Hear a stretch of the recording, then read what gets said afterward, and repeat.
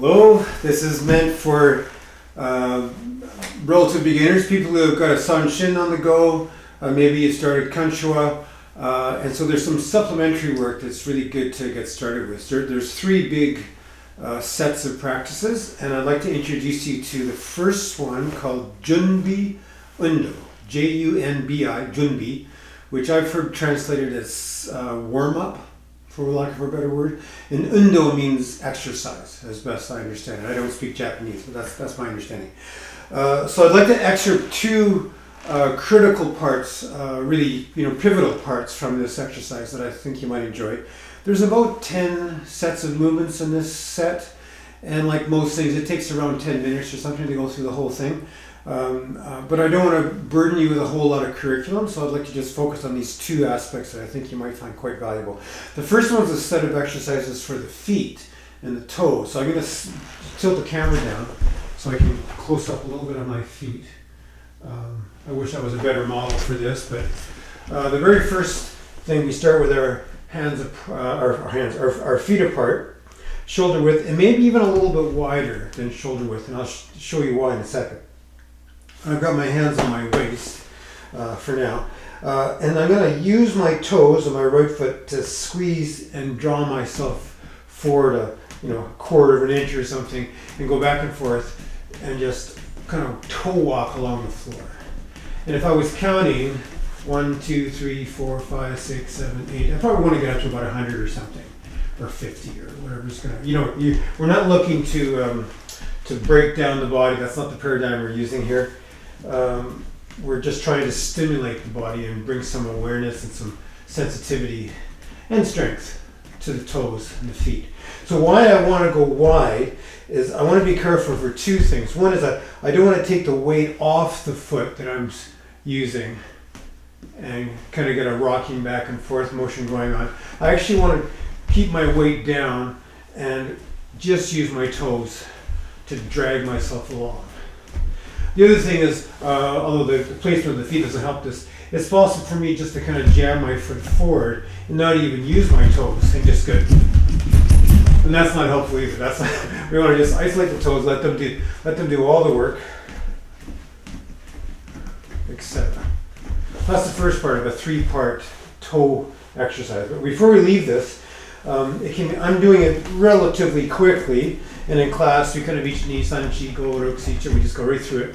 But by yourself especially, you can take the time to try to spread your toes out.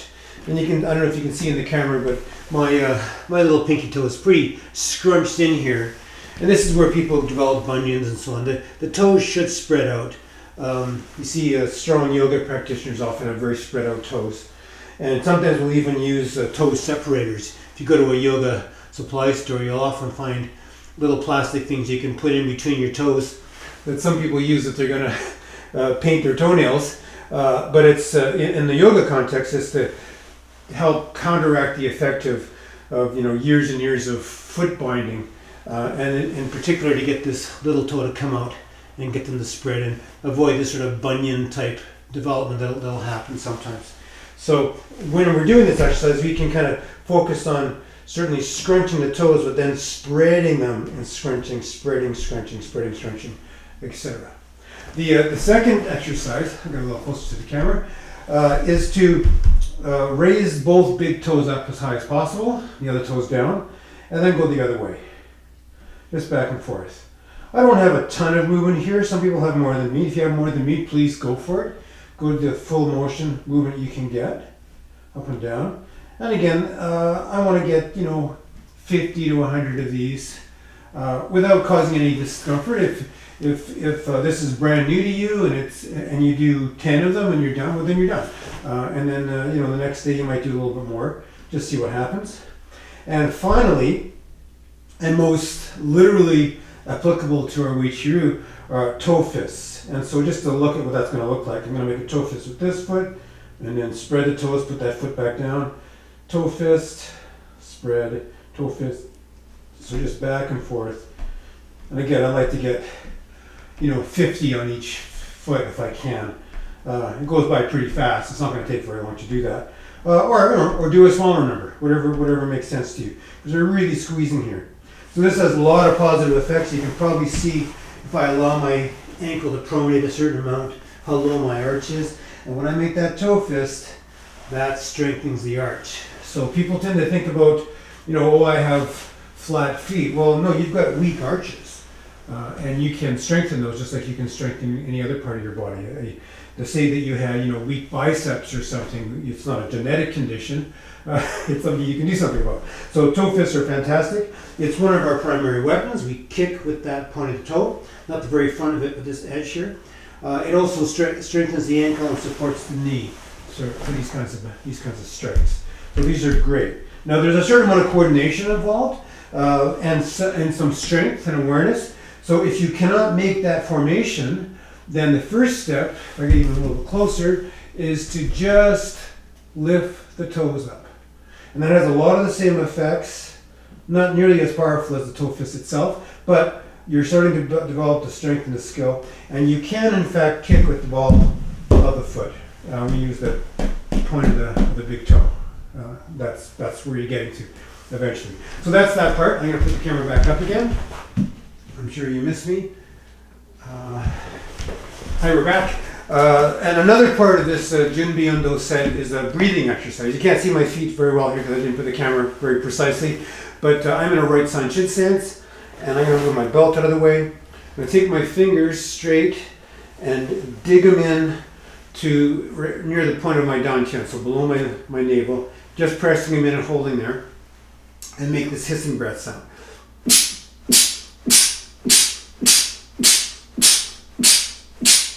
And each time I do that, the whole waist and abdomen expands a little bit, and so I feel it pushing my fingers out. I'm not moving my hands; I'm just holding it in strongly, and the force of what the abdomen does to support the hissing breath moves my hands out.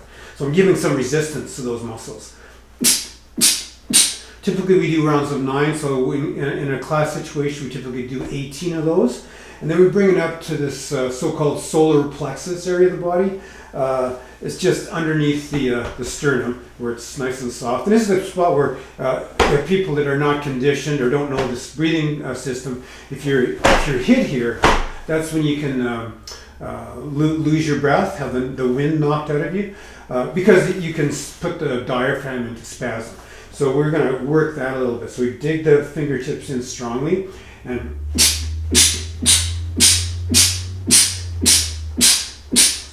again, I do 18 of those. And then we change stance, go to the other stance. I was on a right, so I went to the left.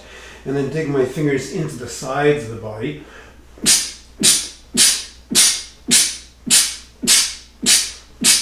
And then finally, can't see, but I've got the flat of my fist just between the ribs and the top of the hips. I don't have a lot of space there in my body, but I got my fist dug in there.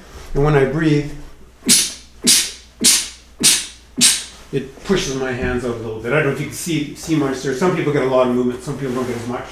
Doesn't matter what it looks like, of course.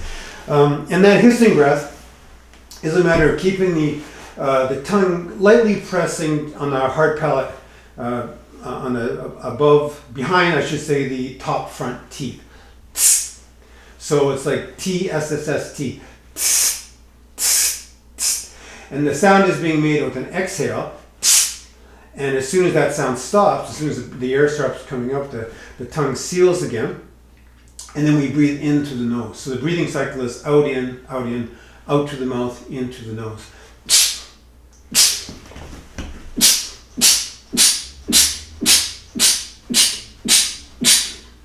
And I should just, not to get off on a tangent and make too long a video here, but that hissing breath has a stabilizing effect on the body. You're doing something that maybe got you up a little bit, and then you go, and it really brings you down into your stance.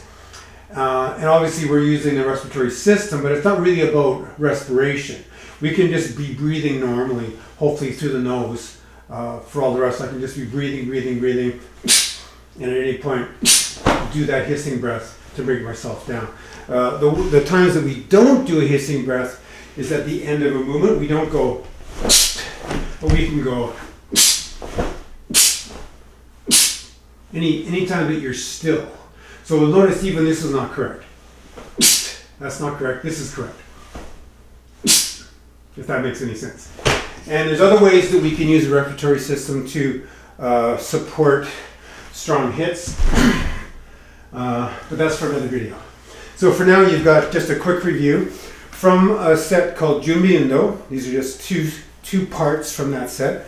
We have the toe walking, do a bunch of those, alternating the toes, toe fists, left and right, and then doesn't matter which stance you start in, but we start below the navel. Probably set at 18 there, solar plexus, and then change stance, sides,